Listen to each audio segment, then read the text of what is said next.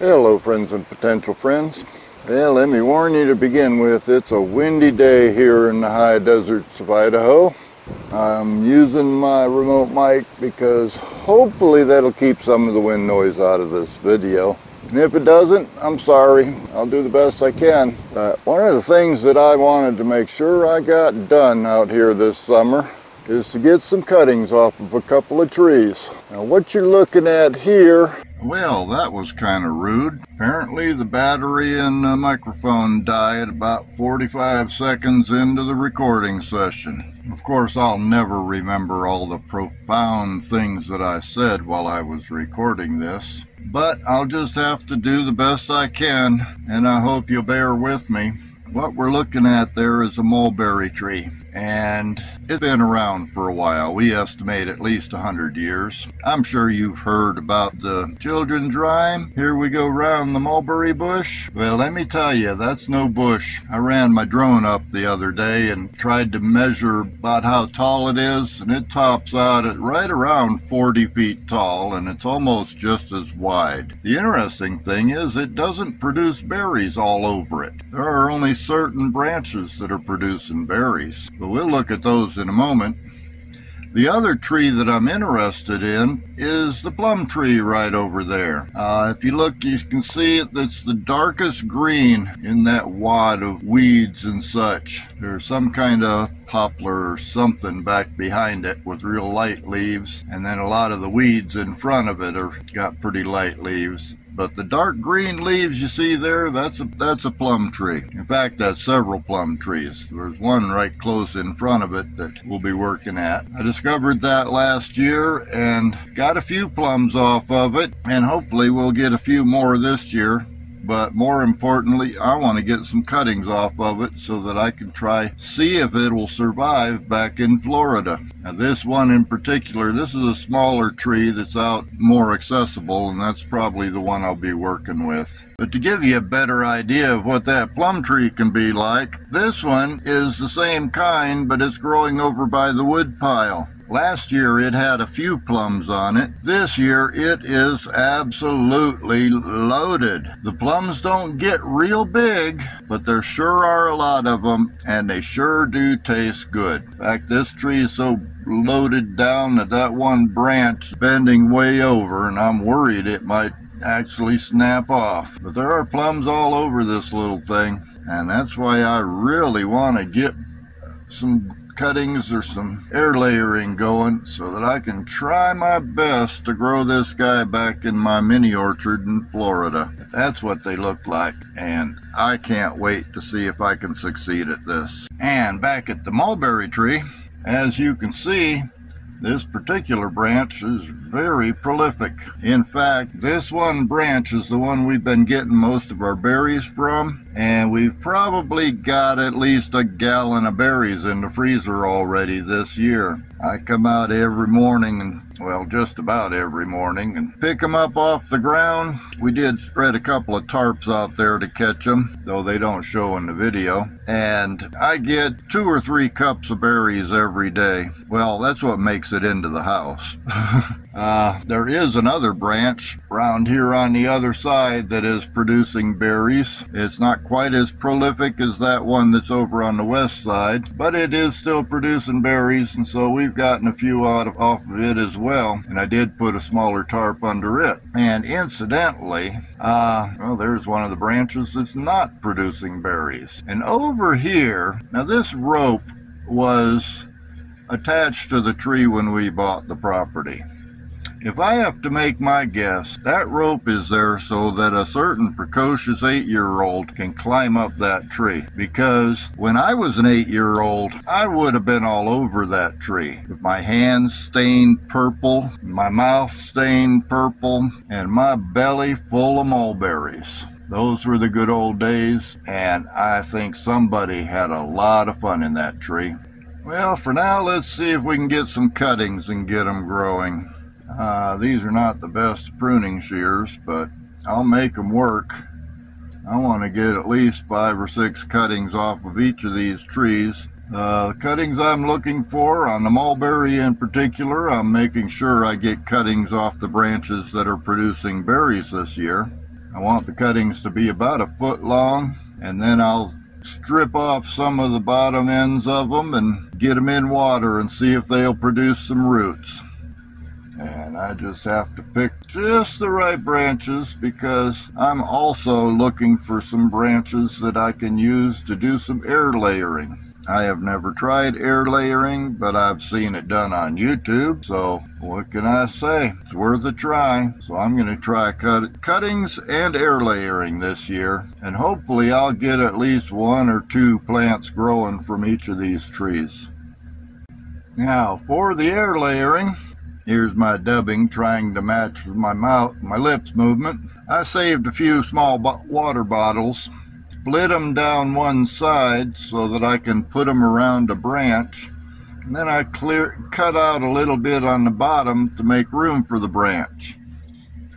My goal is to select branches that I can clear off, and I'm going to strip off about a 2-inch section of bark from the branches all the way around. I'll stuff these bottles full of mud that I've got in a can here down here. It's actually potting soil and water, so it does have a little bit of nutrients in it too.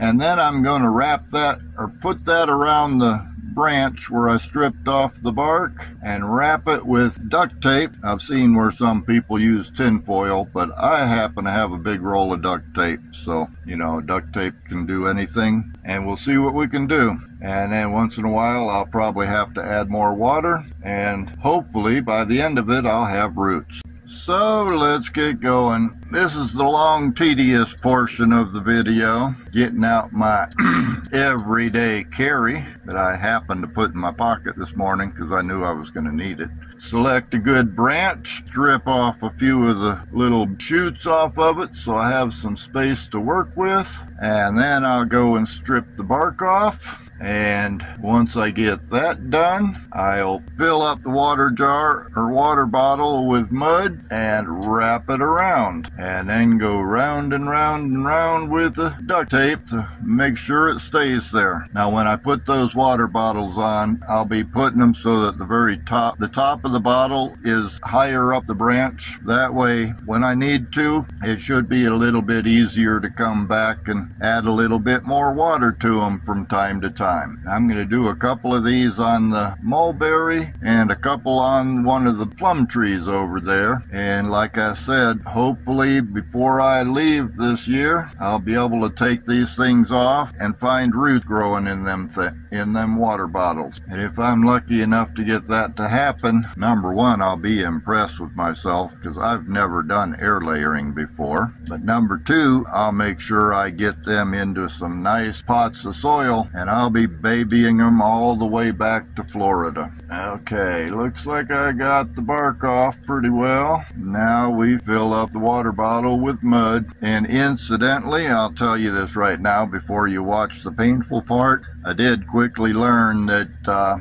it works a lot better if you take a strip of the duct tape and attach it to the bottle before you try to put the bottle up on the branch. Don't go putting the bottle on the branch and then fight with taking the plastic off of the duct tape and then trying to get a piece of the duct tape to wrap around the bottle. That just doesn't work too well, as if you watch, you will see. If nothing else, this should show you how not to do this.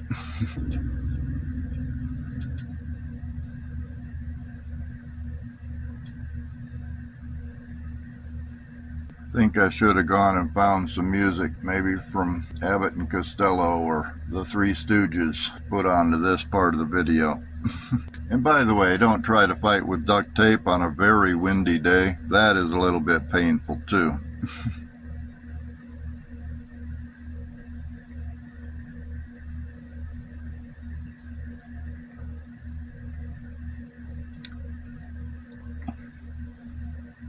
Well, managed to get one piece on. Now let's do overkill.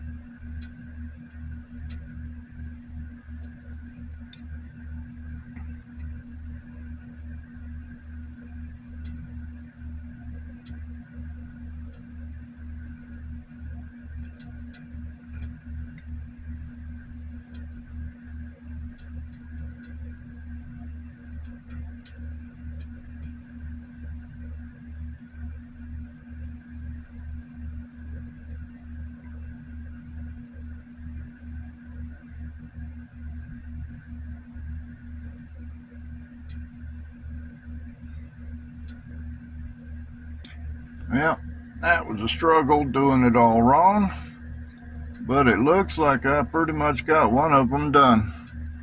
Now let's see if I can learn anything from the experience. Yep, there we have it. One branch of the mulberry tree has been air layered. As you can see, there's the top of the water bottle where I can add water to it if I need to. And I probably will need to because it's pretty dry up here in the high deserts of Idaho. But hopefully within a couple of months that will start producing some roots in there and I'll get a little bitty mulberry tree out of it.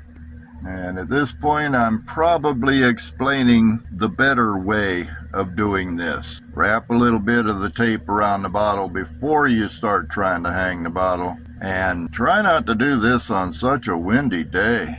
Okay, on the mulberry, we've got 2 branches air layered and a few ripe mulberries. They're small, but they sure are good.